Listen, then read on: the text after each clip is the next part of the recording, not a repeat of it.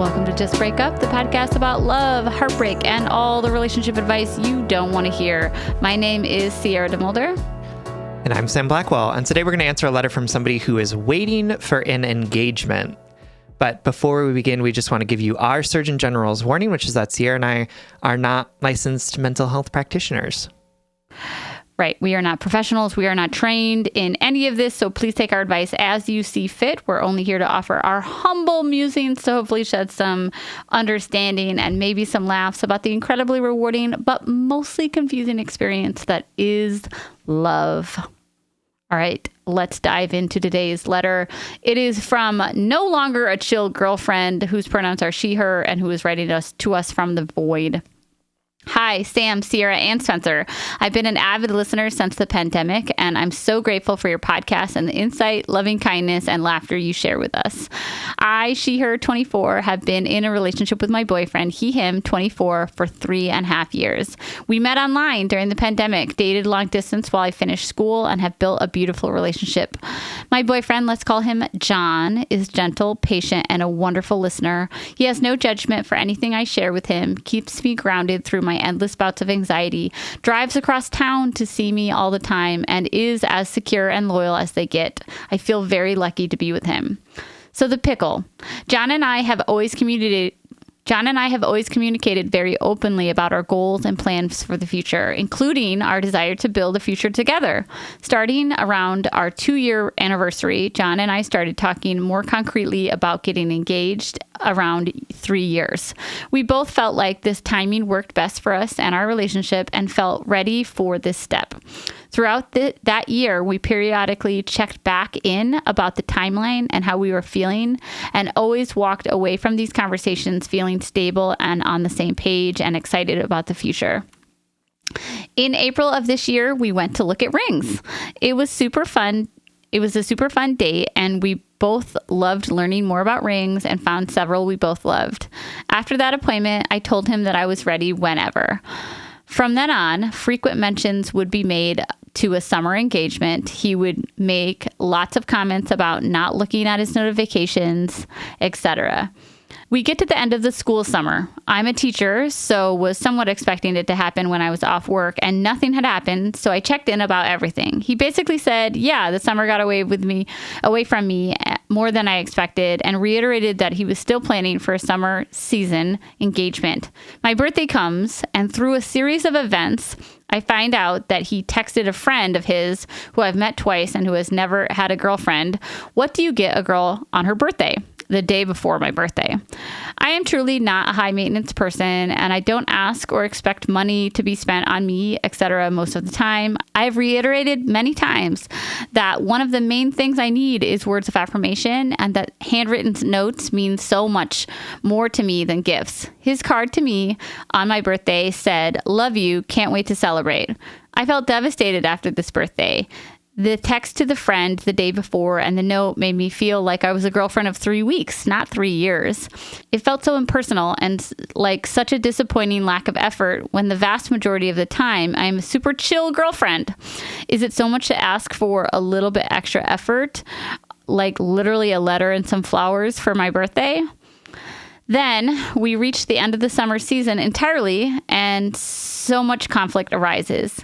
He has a lot of reasons why nothing has happened yet. I didn't save enough for the ring. I'm trying to think about how to ask your parents.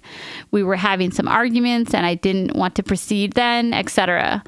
I've asked multiple times if he wants to postpone the engagement entirely, and that I would completely understand. And he has always said that he doesn't want to postpone. He wants to marry me more than anything, never wants to lose me, etc., etc. This also hurts because I've seen what he's like when he's really has a fire under him about something. If he wants a new job or wants to plan a trip, it's a constant topic of discussion. He's quick and decisive, and it all comes together very quickly.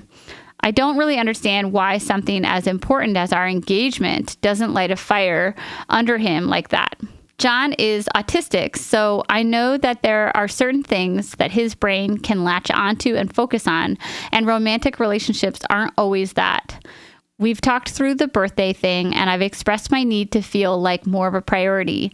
Even after that conversation, I'm still struggling because he'll say things like, I was going to get you flowers, but it was closed. Like, dude, if you wrote me a sticky note with a heart on it, I would feel soothed that you were thinking of me that day. That's all I need. But I am left just feeling so confused. John has been such a straightforward partner up until this point, and I've never felt at a loss for how he's feeling and what he's thinking about things like this. Clearly, something is holding him back from proposing, but everything he communicates is very different from the way his actions are making him feel. Am I insane? Have I over-involved myself? Are my deepest anxieties true and that I'm just not worth committing to? How do I move on from this when I'm still feeling so hurt and confused? And every time I bring it up, I feel like I'm coming across as a bridezilla before I'm a bride. Please help. No longer a chill girlfriend. Oh, all right, chill girlfriend. Thank you so much for asking us this question. And I'm sorry that you're in this place of so much anxiety about this potential engagement that you all have been talking about, and about this experience that happened on your birthday, and how hurt you're feeling by how little he seemed to do or care about that important day for you.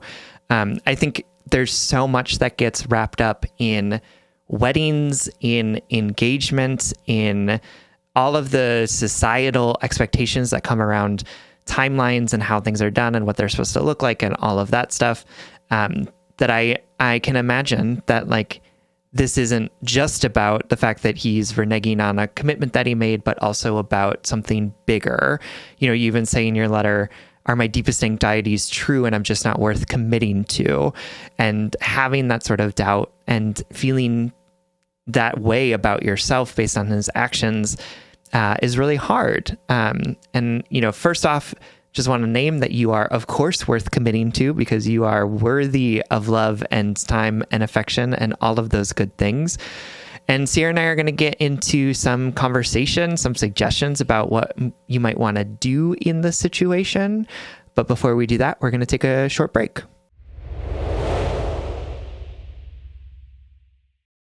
All right, y'all, welcome back. And thank you to our letter writer for trusting us with this letter. I feel like this letter is so palpable to me. And this is one of the reasons why wedding planning, engagement, the general relationship escalator is so toxic sometimes. And I want to be careful about how I phrase this because this is so relatable. This anxiety is relatable. It's understandable.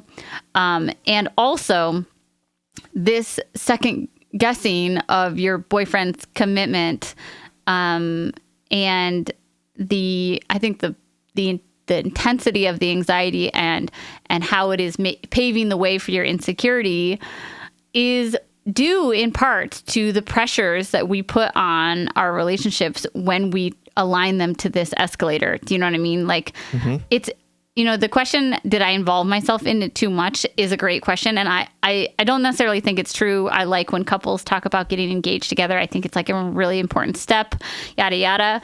But, you know, if it's not abundantly obvious that anticipation and waiting for this engagement can cause your anxiety to spike a ton and cause resentment because this is a sensitive subject. This is an emotional, intimate commitment that you're making to one another, and it can really cause that anxiety and insecurity to spike when it hasn't happened, or when you feel like somebody's on a different page than you, or they're hesitating. You know, if I'm being completely honest, what I think is happening here is your partner's telling the truth.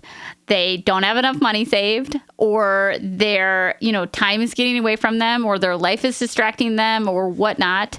And also that hesitation, that not commitment to figuring it out or saving the money or asking your parents or whatever would also, it would translate in my brain as, oh my God, we're not on the same page. I want this more than he does. He doesn't love me like I love him. I hate all of this for you because I know how much it's taking you out of the present moment of your relationship.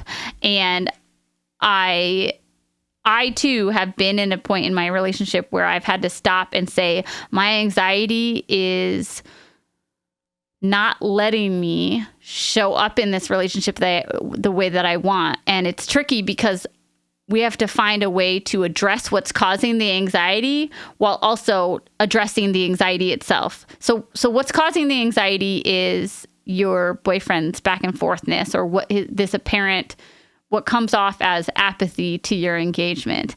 And the anxiety itself is you knowing that the engagement is coming, what the engagement would mean about your relationship and the validity of you as a partner, and it's confirming all these fears you have about yourself. So like, honestly, my first note in my notes on this episode is weddings suck. And they don't. They're awesome. I love being married. I love weddings. I love weddings. They're so much fun. Like Sam and I always say, like, the second you get engaged, go get that book. What's it called? A Practical Wedding. Because everything about it is 10 times more stressful than you think. Same thing with getting engaged. Like, did you ever think that it would be this stressful? No. Anyway, sorry, I'm all over the place. But yeah, so I guess what I'm trying to say is the anticipation of something often takes us out of the present moment and makes the spikes in our anxiety and the spikes in our resentment and our mistrust make it harder to connect to our self-soothing ability, makes it harder to connect to the core of our relationship. Like, this person is your person. They sound really great. And also, you're second guessing that because of all of this. For sure. And that's hard. Yeah, because there's so much tied up in it. Like you were saying, there's like so much tied up in engagement and like expectations around what it. What it represents. And like, right, so much about like, like even coming at it from his perspective, right? Like, there's so much that's tied up in it around like how much money you're supposed to spend on an engagement ring, and God, when you're supposed to do it and how romantic it's supposed to be, right? Like the idea of like putting together a proposal is its own thing, and there's so much expectation around it, right? And so what I want to say to you is that, like, I understand that you're telling him, like, we can postpone, it's going to be fine, right? And I can also understand that, like, in this situation, because of the fraughtness of like engagement and wedding, and like, it's like the same thing that we talk about when it comes to sex, where it's like, yeah, we can have like honest and open conversations about sex, and also like sex is so tied to like shame and expectations that it's like really hard to even be able to do that. And I think the same thing is true of like expectations around weddings and engagement. And even though you're saying like we can postpone, he might be hearing, we can postpone, but then she's going to be mad at me, or we can postpone, but then I'm not man enough to make enough money to buy this ring for her, right? Like, because there's so much tied into it that like we often can't even have like a material conversation about the task at hand, because there's so much symbolism that's like tied to it. So like, not to give your boyfriend an out, because I'm going to get to some stuff about that later. But I want to like add that to it, because I think as you're thinking about how to have some of these conversations, or what you need to do in this situation is recognize the ways in which like the symbolism of all this stuff is so deeply steeped into it that it's like hard to extract it. It's hard to like have like a rational material conversation about it. And I would say, like, I know that you all have been talking about this and you're like expecting it. Like, if you are this anxious about a proposal that isn't happening, I would say that you should say, we're going to postpone this, right? Like, I would say that you have the ability to say, this is making me so anxious about whether or not you're going to propose that I don't want it to happen right now, right? Like, I'm going to say, like, let's just leave this and we will figure out whether or not we want to get engaged later. But like the expectation of this timeline is causing me consternation, right? Like I can't do this. Such a good thing, and I think Sam. I think that would be totally, I would understand that, right? Like letting both of you off of the hook that you've kind of like maybe inadvertently hooked yourself onto. Yes. Right? Because weddings and engagements are more fraught than we think that they are. As somebody who has planned a wedding and an engagement, they just are. It's like, it's just as it is more than you think it's going to be, because all you see when you go to a wedding or an engagement is like the fun, cheerful part. But there's like shit that goes into every other piece of it, right? You know what this reminds me of, and Sam and I are going to get to other things that involve you guys getting engaged soon. So like if you are like, nope, I want to do this soon, don't listen to this. But I'm reminded now, and I was reminded earlier this week of our ideology about the dentist, like how I will make my appointment and then I'll like inevitably cancel it and reschedule it for a couple weeks later. And it's literally just, it alleviates some of my anxiety to know that I can cancel those appointments. It's a power move. Yeah. Yeah. Because I hate the dentist. And how something recently in my life I decided to say no to right now. And I actually feel more ready to say yes to it now that I have long story short, this is not the same thing, but y'all know, if you haven't heard already, we had to say goodbye to my dear Opal, my dog, and a couple months ago at this point. And somebody offered us a kitten, and I have been fucking telling Willow that I want a kitten for literally years. Okay. But we were both kind of like, I was just sort of saying yes because I've always wanted a kitten, but we stopped and we were like, having conversations about where the litter box goes, who's going to clean it out, like how are we going to deal with my daughter and the kitten, and it just didn't feel totally right, even though we both wanted it. So we were like, no, we're not going to say yes to this kitten. We're going to say no to this kitten. And then like a week later, just going through the process of saying no to that kitten and sort of sharpening our understanding of like why we wanted one, what it would bring to our life, how we would care for it. Literally a week later, we were like, okay, we're ready. We're going to get one sometime after the holidays. But the practice of saying no to that kitten made me feel more capable of saying yes to it. This is fucking not the same at all. This is why we're not professionals. No, it's deeply the same. Sam is making a great point that I didn't anticipate. Like, this is stressing your relationship. You always doubt me, and then I come in. That's not true at all. I literally, when I'm flailing, I say, save me. Okay, so this is all to say, this is obviously stressing the health of your relationship because you don't feel secure in what was a secure relationship. And so what if you just pump the brakes and say, I just want to take a break from being ready to get engaged. It's not because you haven't yet or whatever. You don't even have to, you just be like, this is stressing me out too much, and it's bringing out a side of me that I need to tend to. You need to nurture this wound. You need to nurture this anxiety. Trust me, as a fellow anxious person, this sort of anxiety is not going to go away with a ring on your finger. And I'm not saying you doubt your relationship or your partner, but I'm saying the way this anxiety is coming up, you need to tend to it, right? And so give yourself the opportunity to say no, so that you can more fully say yes later. Maybe. This is just an option. We're not saying, if you got engaged tomorrow, I would be like, God bless. So true. And let's pivot a little bit and talk a little bit about the boyfriend's actions. Yeah. Yes, absolutely. I think, again, like, because weddings and engagement stuff is like so fraught, I think that like there is an underlying issue here that I think definitely needs to be addressed, which is that you and your boyfriend made a commitment to do something to a timeline, and he's not showing up in that commitment, right? Yeah. Like, it's really easy to talk about getting engaged. It is, like I said, much more difficult to actually do it. And like the discrepancy between what he's saying that he wants to do and what he's saying that he will do and what he's actually doing are really different. And like that is a fundamental problem.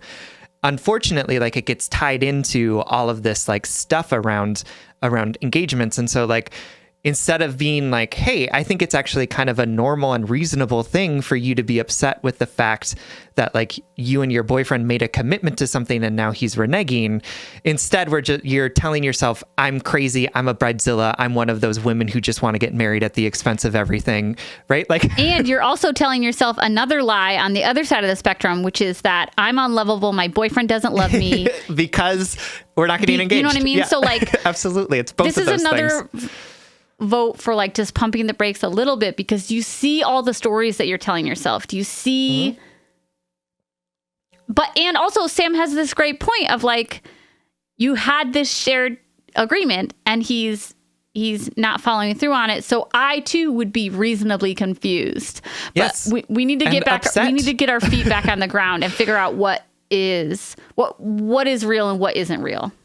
Absolutely. And I think that this might be a more effective way for you to talk to him about this, rather than saying, why aren't we getting engaged? Or like, we committed this timeline, and right. Like, I think if you can say, right, like engagement stuff aside, right, like wedding stuff aside, you and I made a commitment to something and it feels like you're not following through on it. And that makes me feel like you don't trust me, you don't love me, whatever feelings are coming up for you, right? That makes me feel confused. That makes me feel hurt. That makes me feel like I'm having trouble trusting that you're going to be able to commit to things in the future. Like, all of those things are really true, but kind of trying to divorce it a little bit from like all of the fraught stuff around the engagement might be more effective to sort of get through what I think is the underlying thing here, which is not necessarily that like you want to be on a timeline or that you are worried about being a bridezilla, although I think that both of those things are true and like we can kind of get to them. But I think like the fundamental issue here is something that you two could look at more clearly if you kind of take it away from some of the big wedding stuff that's happening, right? And, you know, I think as you're thinking about all of this like birthday stuff as well, right? Like, again, birthdays are one of those things with like all of the symbolism tied to them. Like, what does it mean to be a good partner on a birthday? What do your birthday mean about you? What does it look like to have attention? Like, all of that stuff is also there as well. And I also want to say that like people approach these types of things differently. And your birthday is really meaningful for you. And I hear that. And I hear that he didn't show up in a way that felt like appreciation to you. And I think that you're like reading into some of his own understanding of what birthdays are and how they should function, and saying that means something about you as a person, as opposed to something about his worldview about what birthdays are and aren't, right? Like, you're looking at that and saying like, he didn't plan until the day before for my birthday. And I don't know what birthdays look like in his house. Maybe it was a thing that his family did that they planned the day before. Like, what are we going to do for your birthday, right? Or maybe it's that like presents aren't something that he thinks about a lot, or words of affirmation aren't ways that he understands and expresses love. And I just want you to like understand that a little bit, so that again, we can kind of like look at what is actually happening here, which I think, again, is really reasonable. You've said some things about how you like to give and receive love, and he's not showing up for them. Yeah. But tied to this like birthday stuff, then we're like braiding in all of these expectations that neither of you has actually agreed to about what birthdays are or aren't, or how they should look, or what they mean, right? Like, now we're in this place where it's like, suddenly we're arguing about birthdays, but what was actually happening here is that you want to receive love in a particular way, and it's heightened on this important day for you, but that he's not showing it in the way that you would like to. He's not committing to doing the things that he said that he's going to do, which is, you know, tell you that he loves you, you know, do kind things for you, practice this, or get this engagement ring happening, right? Like, that's kind of the fundamental issue, I think, in both of these different scenarios. Yeah, I totally agree. And as somebody who is anxiously attached, I don't know what your proclivities are, but birthdays, gift giving, I love receiving gifts. I love words of affirmation, and it's like a landmine. You know what I mean? Like, it is it is such ripe opportunity for me to take somebody's love for me and interpret it as anti-love, as not enough thought. The ways I can hurt myself when somebody does something for me, it's unfortunate. But to literally give you an example from your own letter that I connect to, you were like, the birthday present, the card wasn't enough, but all I asked for, he could leave me a Post-it note, and that would be enough for me. And obviously, like, birthdays are special days. This is how we hurt ourselves more, is because we have bigger anticipations of those days. But this is not to condemn any of your behavior. It's all very relatable, and it has to go hand in hand with some accountability to your partner about how he is participating and showing up for you and loving you the way that you deserve and require. And also, I would take the time over the next couple months to be like, how am I applying meaning to the way my partner shows up for me that might not be in absolute alignment with their true intentions or how much they love me. Us anxiously attached people, we are hyper vigilant. We are vigilant. We are on constant lookout. We are actually seeking out, like, because we think it's going to protect us. We are so vigilant to the ways that people don't love us because, like you said in your letter, we are constantly afraid that we are going to find proof that we are unlovable, proof that we are hard to love, proof that people don't want to be with us, they don't want to commit to us. And that's why we look at that card and we count the number of words, and we don't see the fact that they got us a card, that they want to celebrate with us, that maybe they want to spend time with us to show us how much they love us, to, the millions of reasons why that card said what it said. And instead we see they didn't put a lot of thought into this, and they don't love me, and everything I'm afraid of is true. That's what that hypervigilance looks like. And that's takes real. A lifetime of untangling. And this is why it's hard to talk on these shows, and why Sam and I sometimes like ebb into the vagueness is, you know what? There's a very real possibility where, like, your boyfriend fucked up and he could have tried a lot harder on your birthday. For sure. And actually, more importantly, both things can be true.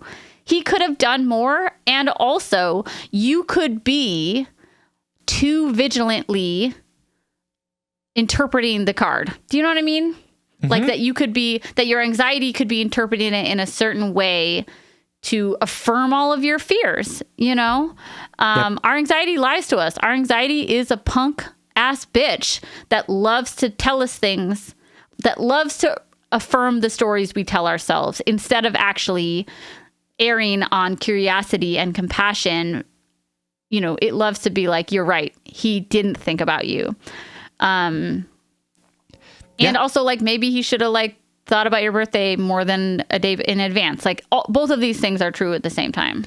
For sure. Absolutely. And like, to give him some credit, you did say, like, all I need is like a Post-it note with a heart on it. And he gave you a card that said, I love you and I can't wait to celebrate with you. Right. So again, it is about, like Sierra said, right? Like, some of it is about examining some of those things in ourselves and saying, like, okay, if I'm fine with a Post-it note, then what about this card didn't feel good enough for me? And what is that saying about me? What's the interpretation of that I have?